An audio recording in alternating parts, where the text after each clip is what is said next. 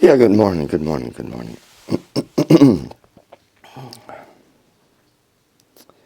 It's, and these days, there's a battle on whether the parents are the owner of a child or they're just bringing up the child.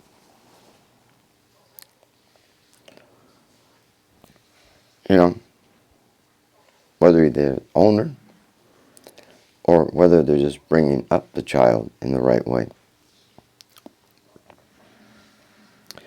Like the kid is considered an indentured servant. And I have, being the owners, I have the right to do whatever I want to them. Where does the individuality come in? Am I born equal? Or am I not born equal? Yeah, that's, on the Constitution.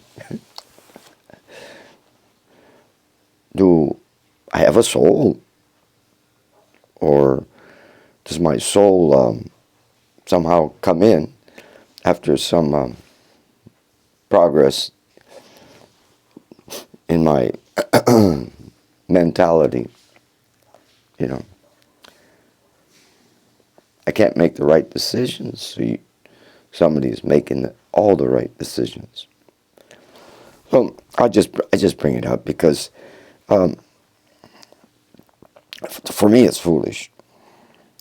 Because I'm actually a descendant of Spanish Jews. Spanish Jews, their family name was Castrillon. And in Spain, General Castrillon is even in history and helping the king of Spain. So my family was right there, right in the middle of it. I don't know if it's Carlos Quintos or what. But when the Inquisition came, the Catholic Inquisition, hate to blame something on the Catholics, but somebody did it, and they came from Vatican. It's not that the establishers did it, but somebody did it that came from the Vatican Inquisition.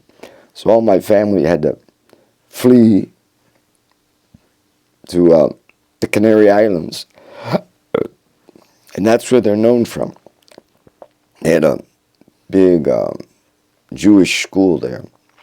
Okay, so I'm background Jewish. So I can talk. I can say what my background people have done wrong. And it's not so difficult to figure it out. You got a civilization by the name of the Greeks who were very, very much against circumcision.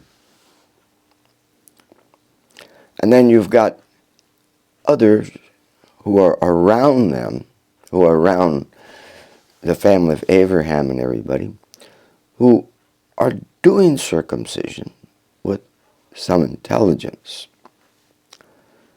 So what is that intelligence? Let's delve, what is the intellectual way of doing something? Well, they did it when the child, but when the child grows up and is coming to the time of marriage, then if the man-child decides to get married, then it's better to have circumcision. Why? Because it makes it more sensitive.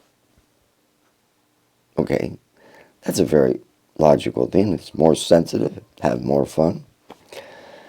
But it also shows that there wasn't such an inclination to jump on somebody.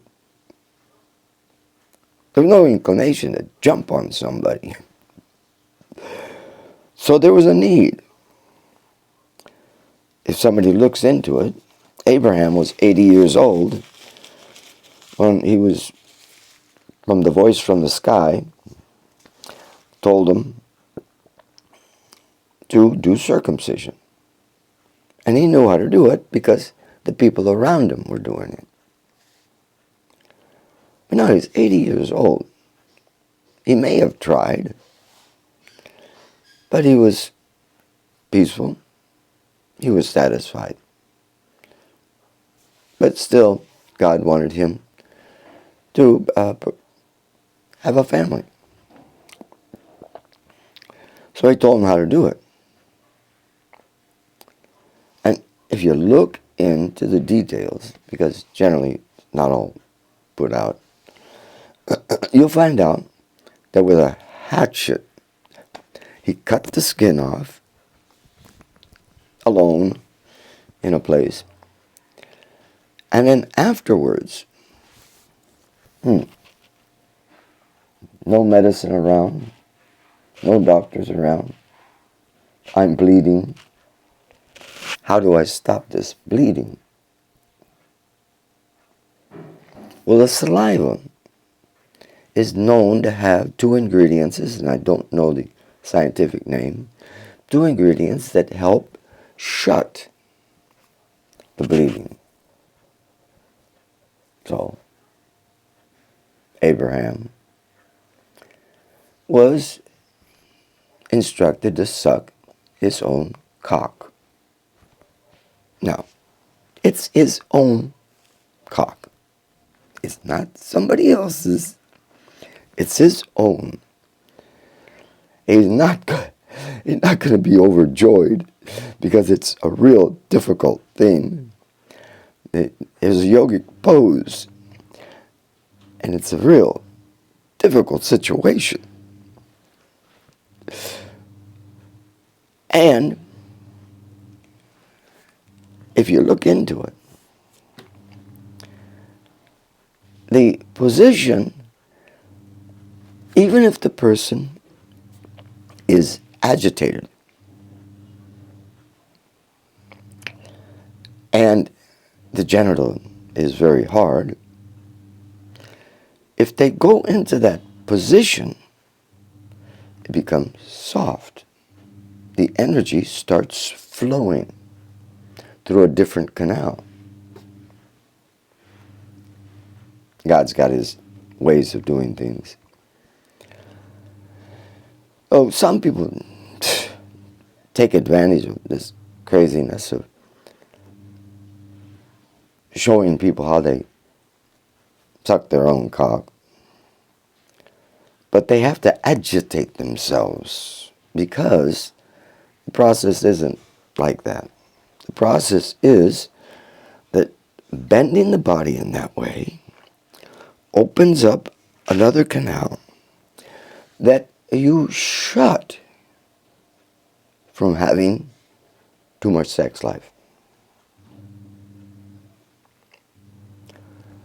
Okay, now I cut, I get agitated, now I can go have a child, and now I know that when the time comes and I want to stop this agitation, I can go into that yogic pose.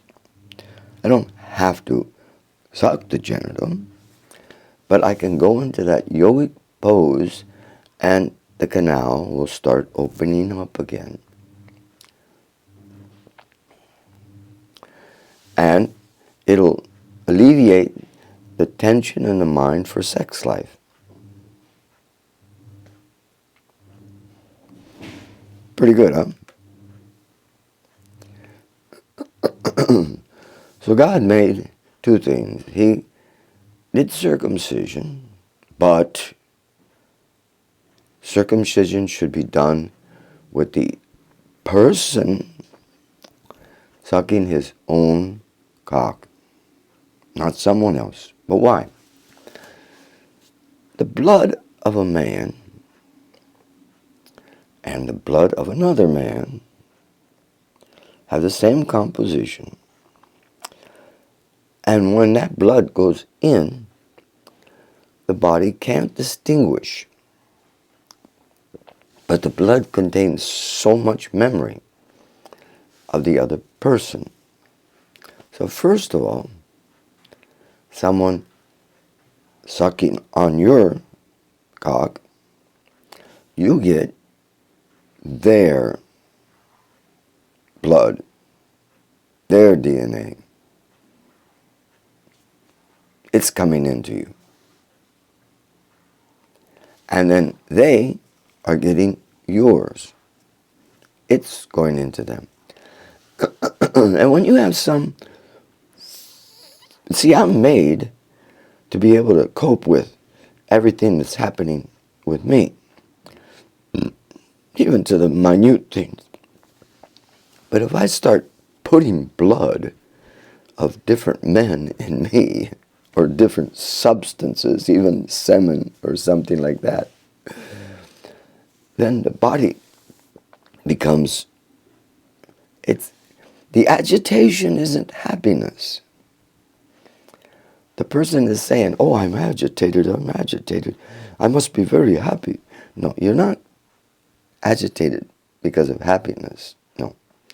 You're agitated because the mind doesn't know what the hell to do. You've gone off the stream, you know. And for the existence in this body, you have that with you until the end. So you're fighting it the whole life. So, someone's surprised that Tel Aviv has so many people so easily go into homosexuality. There's no surprise. They're not doing anything right. God didn't ask that. That's it. And even in the rabbis, when they're doing that ceremony, they whisper and they tell the child, you're supposed to do this, but I am doing it for you. They're not supposed to do it for you. That's it. Thank God that I was just in the Walter Reed Hospital, born in Walter Reed Hospital, and I didn't have one of these weirdo, I can call them weirdos, man, I'm Jew. Yeah, one of these weirdos sucking on my cock, you know. Anyway, it's not dirty. This is scientific. I'll put not for children. But this is scientific. And this is unconstitutional. It's unconstitutional. It is unconstitutional. You are going in and the child has not eaten. Say, well, I was done right after birth. But, you know, they usually do the ceremony 8 days after. The child hasn't developed anything. And you're making a decision for them. You're making a life decision for them. Physically, you're making a life decision for them. Not right. It's just totally not right. And it wasn't that this was new. No, it's not something new. Greek history is like they are totally against all this. But the people around them in that time, Abraham's time, they did have circumcision. But when the child was grown up and is going to get married. And at that point he can decide whether he needs to be circumcised or doesn't need to be circumcised. But it developed into such a way that all of a sudden God comes. Yeah. So God comes and tells anybody who isn't circumcised can't enter.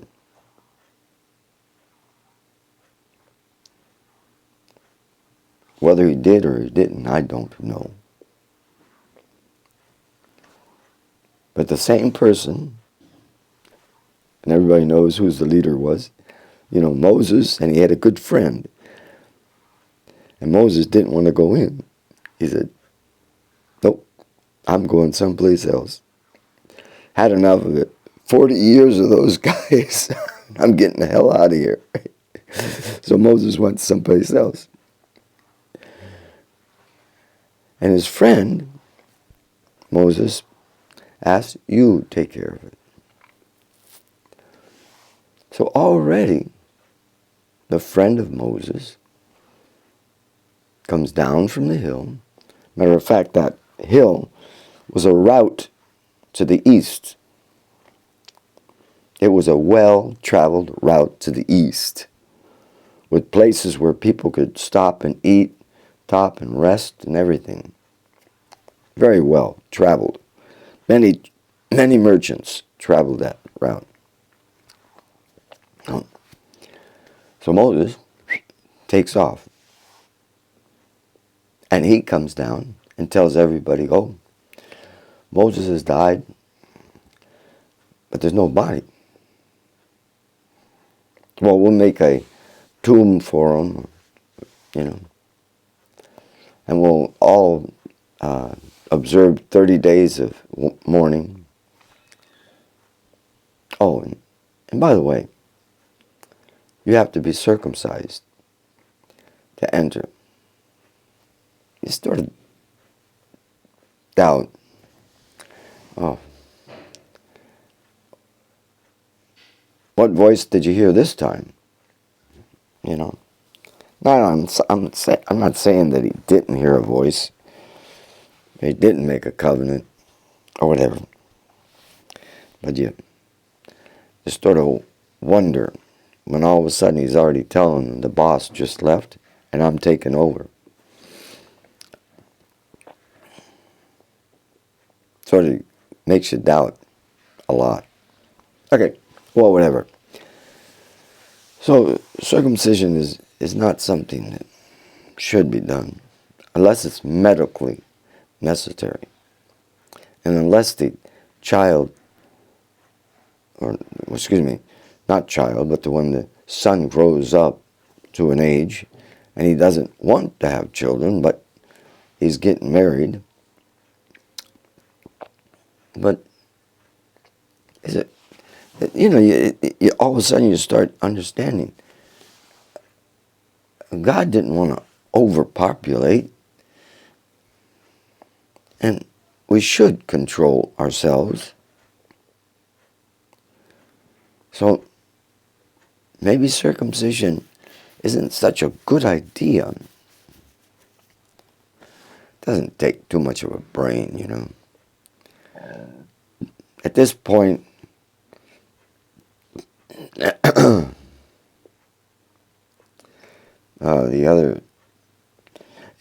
at this point, no need to have circumcision.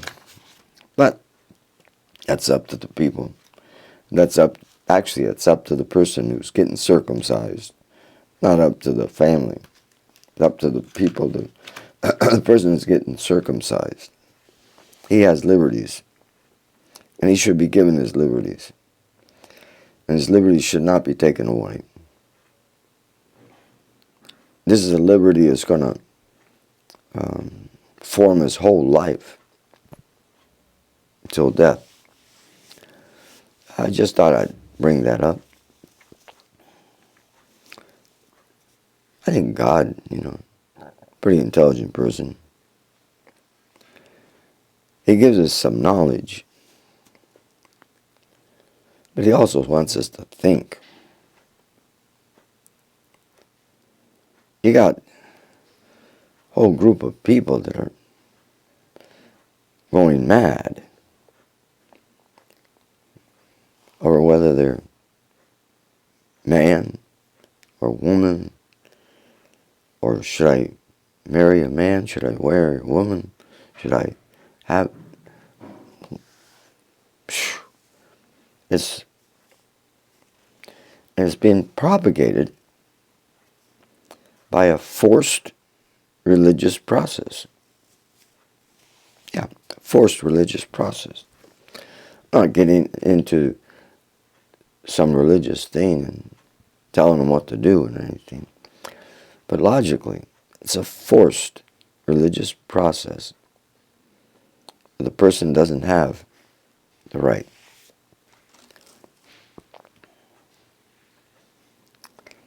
I know that at one point Moses had maybe 2 boys. I don't know how many boys he had. And he was told to circumcise them. But they were already grown up.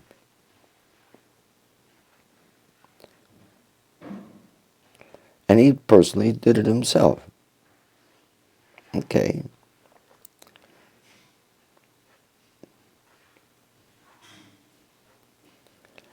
So he personally did it himself to his own children.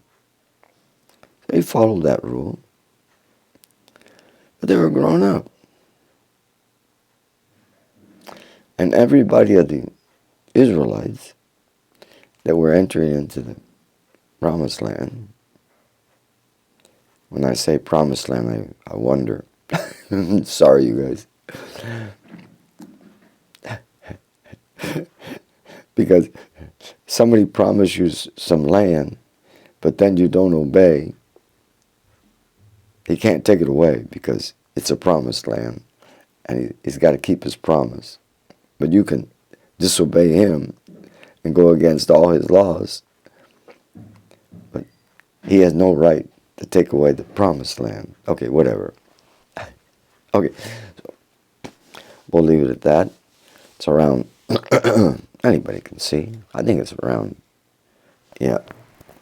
4 in the morning. So I'll leave it like that. Come on. I put out some videos. Might as well make a comment every once in a while.